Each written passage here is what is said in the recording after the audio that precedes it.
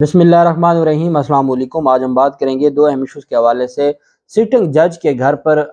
डकैती की एक वारदात हुई है और उसमें जज साहब कत्ल हो गए हैं, और उसमें जो कारकर्दगी है हमारी पुलिस की और असल मामला क्या बना, और ये नैब के जज थे, नैब अदालत के जज थे, सिटिंग जज इस्लामाबाद में ये वाक़या हुआ, उसकी तफसील मैं आपके साथ शेयर करूँगा। उससे पहले मैं आपको बताता चलूँ कि हमने बात की थी एक वज़ीर आज़म की गिरफ़्तारी की। वज़ीर आज़म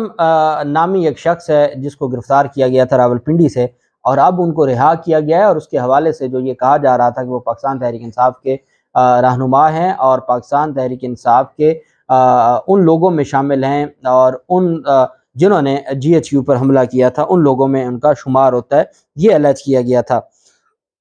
9 मई के वाक़यात के इल्ज़ाम में पाकिस्तान तहरीक इंसाफ का सरगर्म कारकुन करार देकर गिरफ़्तार किया जाने वाला शख्स मालशिया निकला, जिसका तहरीक इंसाफ या तोड़ फोड़ से कोई ताल्लुक नहीं है। जिसका नाम वज़ीर आज़म है, वो पाकिस्तान तहरीक इंसाफ का ना कोई सरगर्म रुकन था, ना वो किसी भी वाक़े में मुलव्वस था, बल्कि वो कौन था, वो मालशिया था जो मालिश करते हैं, जो सड़कों पे नज़र आते हैं। अब अंदाज़ा लगाएं, इतनी हाइप क्रिएट की गई कि वज़ीर आज़म नामी एक शख्स को गिरफ़्तार किया गया जो पाकिस्तान तहरीक इंसाफ का रहनुमा है और पाकिस्तान तहरीक इंसाफ का सरकर्दा रहनुमा है, और उसको गिरफ़्तार किया गया और वो मरकज़ी मुलज़िम है। 9 मई के हंगामों तोड़ फोड़ गिराव जलाओ केस में गिरफ़्तार वज़ीर आज़म तहरीक इंसाफ के सरगर्म कारकुन की बजाय मालशिया निकला, जो कॉल करने पर शहर के होटलों में जाकर सरसों के तेल से थके हारे अफराद की मालिश करता था। और गिरफ्तारी से एक माह कबल ही वो मेलसी डिस्ट्रिक्ट विहाड़ी से मजदूरी के लिए वो रावलपिंडी आया था। लियाकत रोड, लियाकत बाग, चिल्ड्रन पार्क, कमेटी चौक और मकामी होटलों में वो विहाड़ी के मुस्तकिल रिहायशी 4 मालशियों ने बयान हल्फी तहरीर करके डिप्टी कमिश्नर और सिटी पुलिस अफसर को दिए। ये बाकी भी ज़िला विहाड़ी के चार जो मालशिए थे, जो मुख्तलिफ जगहों पर, इनकी जगह भी तो तकसीम होती हैं जैसे भिखारियों की होती हैं,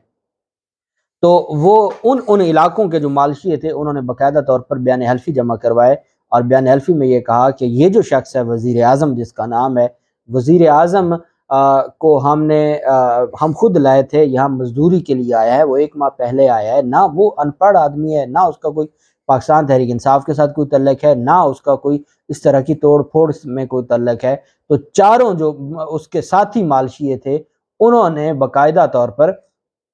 बयान हल्फी जमा करवाए, और वो बयान हल्फी डिप्टी कमिश्नर को भी और सिटी पुलिस ऑफिसर को भी जमा करवाए गए। उन 4 मालशियों में मोहम्मद इमरान, खिज़र अब्बास, बशीर और इमरान ने अपने अलग अलग बयान हल्फी में बताया है कि गुज़श्ता 1 से 2 साल से रावलपिंडी में मालिश का काम करके रिज़्क़ हलाल कमाते हैं। वो लियाकत बाग, लियाकत रोड पर वाक़ होटलों में जाकर लोगों की मालिश करते हैं। बयान हल्फी में कहा गया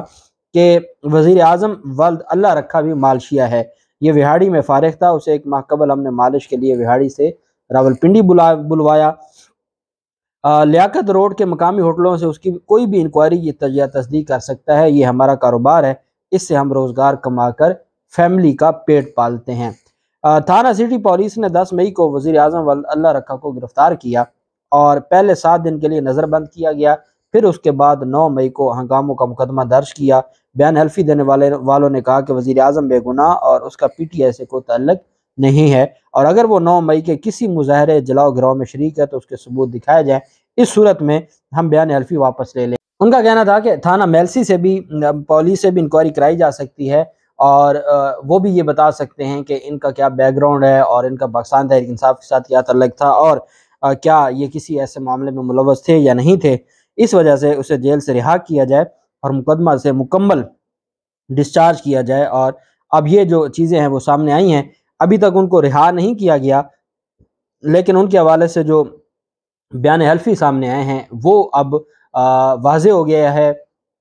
कि वज़ीर आज़म वल्द अल्लाह रखा वो पाकिस्तान तहरीक इंसाफ का ना कोई सरकर्दा रुकन है, और कई ऐसे। यही तो बात है कि आप जो गुनहगार हैं उनके खिलाफ कार्रवाई होनी चाहिए, जो बेगुनाह हैं उनके खिलाफ कार्रवाई नहीं होनी चाहिए। और अगर दर्जनों लोग मुलव्वस थे तो सैकड़ों हज़ारों लोगों की जो पुरअमन एहतजाज करने वाले हैं, तो यही वजह है कि पाकिस्तान तहरीक इंसाफ ये क्लेम करती है, दावा करती है कि हमारे 16 से 20 हज़ार लोग इस वक्त पाबंद सलासिल हैं, और कईयों के खिलाफ دہشت گردی کے مقدمات ہیں، اور ٹوٹل تو جو نظر بندی کو اگر ساتھ ملا لیں 25,000 سے زائد کارکنان، اگر کسی جماعت کے، پہلی بات تو یہ ہے کہ کسی جماعت کے اتنے کارکن تو ہیں نا جو صرف گرفتار 25,000 سے زائد ہیں۔ بہرحال اس پر ضرور ہماری ریاست کو، ہمارے اداروں کو، ہماری حکومت کو دیکھنا ہوگا کہ ہر صورت جو بے گناہ ہیں ان کو ریلیف دیا جائے اور ان کو ہر صورت رہا کیا جائے۔ دوسری جانب جو حالات ہیں راولپنڈی اسلام آباد میں، اور وہاں چونکہ ان کا ایک ہی کام ہے، اسلام آباد کے DC 3 MPO کے تحت کسی کو گرفتار کرتے ہیں، اسلام آباد ہائی کورٹ ان کو رہا کرنے کا حکم دیتی ہے، ساتھ ہی راولپنڈی کے DC کا حکم آ جاتا ہے، تو وہ اسی کام پہ ہی آج کل مصروف عمل ہے۔ اور وہاں پر جو اتنے سینئر صحافیوں کے ساتھ ڈکیٹی ہو رہی ہے، ان کے موبائل فون چرائے جا رہے ہیں، گن پوائنٹ پر ان سے پاسورڈ مانگے جاتے ہیں موبائل فون کے، جو انتہائی افسوسناک ہے۔ تھانہ رواد کے علاقے میں، اسلام آباد کا یہ تھانہ ہے، رواد کے علاقے میں مبینہ ڈکیٹی کی مزاحمت کے دوران مزاحمت پر ڈاکوؤں نے نیب عدالت کے حاضر سروس جج کو قتل کر دیا۔ اس میں یہ پرائیویٹ ایک ہاؤسنگ سوسائٹی ہے، فیز 8 میں ہونے والی مبینہ ڈکیٹی کی واردات میں ملوث ایک ڈاکو کو شدید زخمی حالت میں گرفتار کیا گیا۔ پولیس نے موقع پر پہنچ کر تحقیقات کا آغاز کیا ہے، اور بدقسمتی یہ ہے کہ اس واقعے کے بعد، یہ ایک دن پہلے کا واقعہ، 24 گھنٹوں کے بعد راولپنڈی میں ایک اسسٹنٹ کمشنر کے ساتھ ان کے گھر پہ چوری ہو گئی، اور کوئی کاروائی پولیس کی کوئی کنٹریبیوشن نہیں ہے، سوائے اس کے کہ جو وہ ایک ہی خاص کام پہ لگی ہوئی ہے، صرف اسی معاملات کو، وہ انہی معاملات کو دیکھ رہی ہے۔ پولیس کے مطابق 5 ملزمان واردات کے لیے گھر میں داخل ہوئے، جہاں مزاحمت پر فائرنگ ہوئی، اور ڈاکوؤں کی فائرنگ سے احتساب بیورو آزاد کشمیر کے، یہ جو نیب آزاد کشمیر ہے، اس کے جج سردار امجد اسحاق جاں، وہ جہاں بھاگ ہو گئے، جبکہ ایک ڈاکو فرحاد زخمی حالت میں گرفتار کیا گیا۔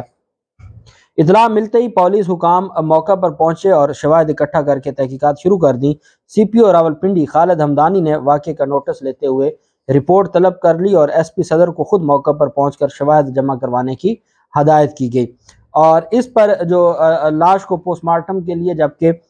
زخمی ڈاکو کو علاج کے لیے اسپتال منتقل کیا گیا، اور پولیس حکام کا کہنا ہے کہ واقعے کی تمام زاویوں سے تحقیقات جاری ہیں۔ گرفتار ملزم کے دیگر ساتھیوں کو بھی جلد گرفتار کر کے قانون کے ٹہرے میں لایا جائے گا۔ اب اس میں سوال اہم یہ ہے کہ ایک حاضر سروس جج کے گھر، کیا یہ نہیں ہو سکتا کہ کسی اور مقصد کے لیے، اور تو یہ دیکھنا ہوگا کہ ایک حاضر سروس جج ہے، حاضر سروس جج کے گھر پر کیا کسی کیس کا معاملہ تھا، کیا کسی پرانے کیس کا کوئی بدلہ لیا جا رہا تھا، کیا کسی کو سزا دی تھی، کیا وہ کسی کی بات نہیں مان رہا تھا، وہ کسی کا پریشر یا دباؤ نہیں لے رہا تھا، کیونکہ یہ وہی بات ہے جیسے پولیس کسی بھی ملزم کو پولیس مقابلے میں قتل کروا دیتی ہے، تو کہیں ایسا نہ ہو، یا ماضی میں ہم نے دیکھا کہ ہارٹ اٹیک سے جن لوگوں کی ڈیتھ ہوئی، کہ یہ معاملہ، اس کی باقاعدہ تحقیق ہونی چاہیے، اور یہ عدلیہ کی ذمہ داری ہے کہ آپ، پولیس کی ناکامی ہے جس کی وجہ سے ایک حاضر سروس جج کے گھر پر یہ حملہ ہوا، لیکن اب آپ کی ذمہ داری یہ بنتی ہے کہ آپ اس کی انکوائری کروائیں، ایک مجسٹریٹ کے ذریعے انکوائری کروا دیں، پتہ چلے کہ اصل وجہ کیا تھی۔ جو گرفتار جو مضروب ہے ڈاکو، اس سے پتہ چل جائے گا، اس کی تفتیش کریں، اس کے ساتھیوں کو پکڑیں، اور پتہ چلے کہ اگر جج محفوظ نہیں ہے اس معاشرے میں تو پھر کون محفوظ ہوگا۔ اللہ پاک پوری قوم کی حفاظت کرے، اللہ پاک پاکستان کی حفاظت کرے۔ بہت شکریہ، اللہ حافظ، پاکستان زندہ باد۔